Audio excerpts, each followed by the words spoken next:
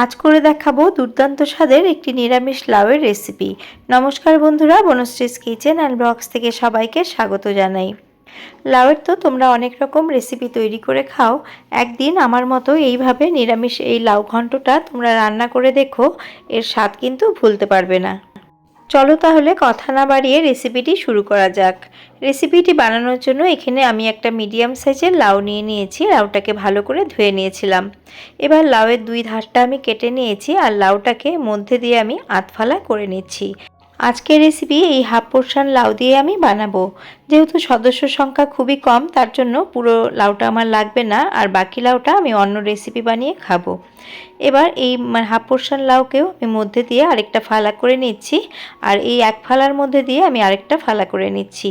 এইভাবে ছোট টুকরো করে নিয়ে আমি এটার খোসাটাকে ছাড়িয়ে নেব। খোসাটাকে ছাড়িয়ে আমি বটি দিয়ে ঝিরিঝিরি করে কেটে ফিরে এসেছি। দেখো এইভাবে আমি কেটে নিয়েছি। ছুরি দিয়ে আমি লাউ কাটতে অতটা স্বাচ্ছন্দ্য বোধ করি না, আমি তার জন্য বটি দিয়ে কেটে নিয়েছি। আর লাউটা কাটার পরে আমি কিন্তু আর ধুইনি। রেসিপির জন্য আর যা যা লাগবে সেগুলো আমি রেডি করে নিয়েছি। এখানে এই বাটির মধ্যে 2 টেবিল চামচ গোবিন্দভোগ চালকে আমি ভালো করে ধুয়ে 10-15 মিনিট আগে ভিজিয়ে রেখেছিলাম। এই চালটাই কিন্তু আমার আজকে রান্নার জন্য লাগবে। এবার আমি একটা বড় জায়গা নিয়েছি। এই জায়গার মধ্যে আমি যে লাউটা কেটে নিয়েছিলাম সেই লাউগুলো দিয়ে দিলাম। ওই থালাটার মধ্যে ভালো করে মাখা যাবে না, তার জন্য এই বড় জায়গাটা আমি নিয়েছি। এবার এর মধ্যে আমি হাফ চামচের থেকে সামান্য একটু বেশি নুন দিয়ে দিলাম। এবার হাতের সাহায্যে লাউটাকে খুব ভালো করে চটকে নেব।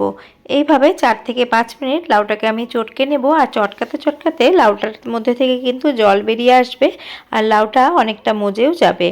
এইভাবে তোমরা এই রান্নাটা করলে কিন্তু রান্নাটা তাড়াতাড়ি হবে। দেখো অনেকটা জলও বেরিয়ে গেছে আর লাউ কিন্তু অনেকটা মজেও এসেছে। এটাকে সাইডে রেখে দিয়ে গ্যাসের মধ্যে আমি রান্নার জন্য কড়া বসিয়ে দিয়েছি। আর কড়ার মধ্যে দিয়ে দিচ্ছি অল্প পরিমাণে সর্ষের তেল।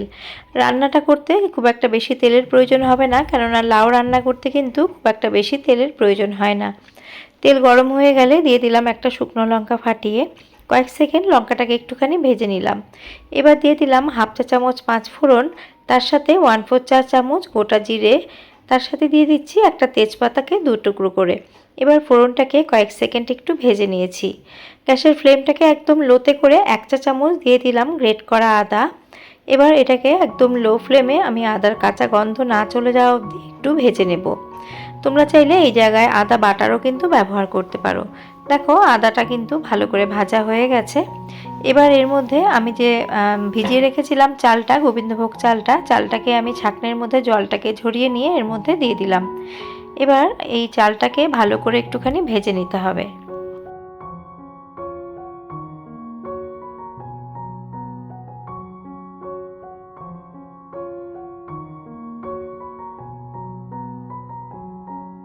চাল ভাজার সময় গ্যাসের ফ্লেমটাকে কিন্তু বাড়ানো যাবে না, তাহলে চালগুলো পুড়ে যেতে পারে। আর দেখো চাল ভাজা হয়ে গেছে, ধপধপে সাদা হয়ে গেছে, চালগুলো কিন্তু কিছুটা ফুলেও গেছে। এবার এর মধ্যে দিয়ে দিলাম অল্প পরিমাণে হলুদ গুঁড়ো আর দিয়ে দিলাম 1 চা চামচ জিরে গুঁড়ো। যাতে মশলাগুলো পুড়ে না যায় সামান্য একটু জল দিয়ে মশলাটাকে ভালো করে কষিয়ে নেব। লাউয়ের যে কোনো রেসিপিতে হলুদের পরিমাণ কিন্তু খুবই কম দিতে হয়, নয়তো লাউ খেতে একদমই ভালো লাগে না। দেখো মশলাটা আমি কষিয়ে নিচ্ছি। আর এই পর্যায়ে তোমরা ঝাল লঙ্কার গুঁড়োও দিতে পারো। আমি আজকে কাঁচা লঙ্কা চিড়ে রান্না করব, তার জন্য এর মধ্যে ঝাল লঙ্কার গুঁড়োর ব্যবহার করিনি। দেখো মশলা ভালো করে কষে গেছে আর তেলও ছেড়ে গেছে। আর এবার আমি যে চটকে নিয়েছিলাম লাউটা, সেই লাউটা এর মধ্যে দিয়ে দিচ্ছি। দিয়ে সমস্ত কিছু খুব ভালো করে একটু মিশিয়ে নেব। বন্ধুরা সব সময় লাউ ঘন্ট, বড়ি দিয়ে লাউ, মুগ ডাল দিয়ে লাউ, লাউয়ের পায়েস এসব তো খেয়েই থাকো। একদিন এইভাবে গোবিন্দ লাউ বানিয়েও তোমরা খেয়ে দেখতে পারো। এটা খেতে কিন্তু দুর্দান্ত হয়। যে কোনো নিরামিষ দিন বা আমিষ দিনে তোমরা এই রেসিপিটা কিন্তু রাখতে পারো। দেখো কথা বলতে বলতে সমস্তটা ভালো করে মিশিয়ে নিয়েছি। এবার আমি লাউটাকে সেদ্ধ হওয়ার জন্য গ্যাসের ফ্লেমটাকে একদম লোতে করে আমি ঢাকা চাপা দিয়ে রান্না হতে দেবো। ঝালের জন্য 4টে চেরা কাঁচা লঙ্কা দিয়ে ঢাকা চাপা দিয়ে রান্না হতে দেব। আর এদিকে লাউ সেদ্ধ হতে থাক। লাউ সেদ্ধ হতে হতে আর যা যা লাগবে সেগুলো আমি তৈরি করে নিচ্ছি। এর মধ্যে লাগবে দুধ। আমি এখানে ছোট 1 বাটি দুধ নিয়েছি। দুধটা কিন্তু ঈষদুষ্ণ গরম রয়েছে। এবার এর মধ্যে দিয়ে দিচ্ছি 1 চা চামচ ময়দা। ময়দার সাথে দুধটাকে খুব ভালো করে মিশিয়ে নেব। ঠান্ডা দুধে কিন্তু ময়দাটা ভালো করে মিশবে না, তার জন্য একটু দুধটা হালকা গরম থাকলে কিন্তু খুব সহজেই দুধটা মিশে যাবে। এই দুধটাকে মিশিয়ে আমি রেখে দেব, এটা রান্নায় পরে ব্যবহার করব। অপরদিকে 6 থেকে 7 মিনিট পর আমি ফিরে এসেছি আর ঢাকা খুলে দেখছি যে লাউটা অনেকটা মজে এসেছে, লাউ থেকে কিন্তু অনেকটা জলও বেরিয়েছে। এখন চেক করে নেব লাউ কতটা সেদ্ধ হয়েছে। দেখো লাউটা কিন্তু 60-70% মতো সেদ্ধ হয়ে গেছে। লাউটা আরেকটু সেদ্ধ হবে। ওপর নিচ করে ভালো করে নাড়াচাড়া করে আমি আবারও এটাকে ঢাকা চাপা দিয়ে 6 থেকে 7 মিনিটের জন্য রান্না হতে রাখলাম। ফিরে এলাম 6 মিনিট পর আর ঢাকা খুলে দেখছি জল কিন্তু অনেকটাই টেনে গেছে আর লাউ কিন্তু আরও খানিকটা মজে গেছে। দেখেই মনে হচ্ছে লাউটা ভালো করে সেদ্ধ হয়ে গেছে। দেখো লাউয়ের মধ্যে খুব একটা কিন্তু আর এখন জলও নেই আর লাউ কিন্তু 100% সেদ্ধও হয়ে গেছে। লাউ যত কচি বা টাটকা হবে লাউ কিন্তু তত তাড়াতাড়ি সেদ্ধ হবে।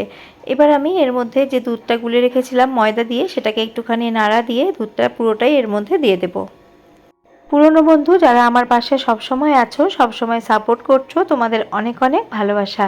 আর নতুন বন্ধু যারা আমার চ্যানেলটিকে ভিজিট করেছো, আমার চ্যানেলের ভিডিও যদি তোমাদের একটু হলেও ভালো লেগে থাকে তাহলে আমার চ্যানেলটিকে সাবস্ক্রাইব করার অনুরোধ রইল। আর মনে করে পাশে থাকা বেল আইকনটির অল প্রেস করে দিলে আমার নিত্য নতুন ভিডিওর আপডেট সবসময় তোমরা পেয়ে যাবে। আর দেখো আমি ভালো করে কিন্তু দুধটাকে মিশিয়ে নিয়েছি। এখন আমি একটুখানি চেক করে নিচ্ছি। আগে সামান্য একটু নুন আমি দিয়েছিলাম আর এখন মনে হচ্ছে যে আরেকটুখানি নুনের প্রয়োজন, তার জন্য আরেকটুখানি নুন অ্যাড করে দিলাম। আর ব্যালেন্সের জন্য এর মধ্যে আমি দিয়ে দিচ্ছি 1 চা চামচ চিনি। চিনিটা অবশ্যই করে এই রেসিপিতে কিন্তু দিতে হবে, তাহলেই এর টেস্টটা কিন্তু ভালো হবে। দিয়ে সমস্তটা ভালো করে মিশিয়ে নিচ্ছি। যে কোনো নিরামিষ রেসিপিতেই অল্প একটু চিনি দিলে কিন্তু এর টেস্টটা খুবই ভালো হয়। আর যারা একদমই চিনি খেতে পছন্দ করেন না তারা একদম অল্প পরিমাণ এর মধ্যে চিনি দেবেন। চিনি না দিলে কিন্তু রেসিপির টেস্টটা ঠিক হবে না।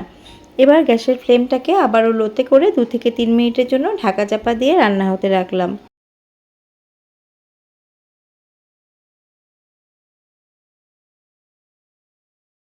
ফিরে এলাম মিনিট 3 পর আর ঢাকা খুলে দেখছি রান্নাটা কিন্তু প্রায় শেষের পর্যায়ে। দেখো এইরকম একটা টেক্সচার হয়েছে। এবার এর মধ্যে 1/4 চা চামচ দিয়ে দিলাম গরম মশলার গুঁড়ো আর দিয়ে দিচ্ছি 1 চা চামচ ঘি। এই ঘি গরম মশলা দিলে কিন্তু এর দারুণ একটা অ্যারোমা বেরোচ্ছে, একদম মনে হচ্ছে যে পুজোর ভোগ রান্না হচ্ছে। এবার সমস্ত কিছু ভালো করে একটুখানি মিশিয়ে নেব। বন্ধুরা আমি যেভাবে রেসিপিটি তৈরি করলাম তোমরাও একদিন বাড়িতে এইভাবে বানিয়ে দেখো। দেখো বাড়ির সকলেই কিন্তু খুবই পছন্দ করবে। সব শেষে এর মধ্যে আমি একটা চেরা কাঁচা লঙ্কা দিয়ে দিলাম ফ্লেভারের জন্য। এখন ঢাকা চাপা দিয়ে আমি 5 মিনিট স্ট্যান্ডিং টাইমে রেখে দিলাম। এখন আমি তোমাদের সার্ভ করে দেখাবো।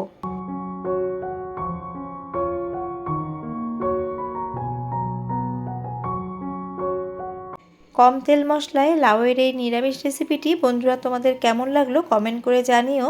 যদি ভালো লেগে থাকে একটি লাইক করো আর বেশি ভালো লেগে থাকলে তোমরা একদিন হলেও বাড়িতে এইভাবে বানিয়ে খেও। আবারও আমি হাজির হয়ে যাব অন্য কোনো রেসিপি নিয়ে বা ব্লগস নিয়ে। আজ এই পর্যন্তই, নমস্কার।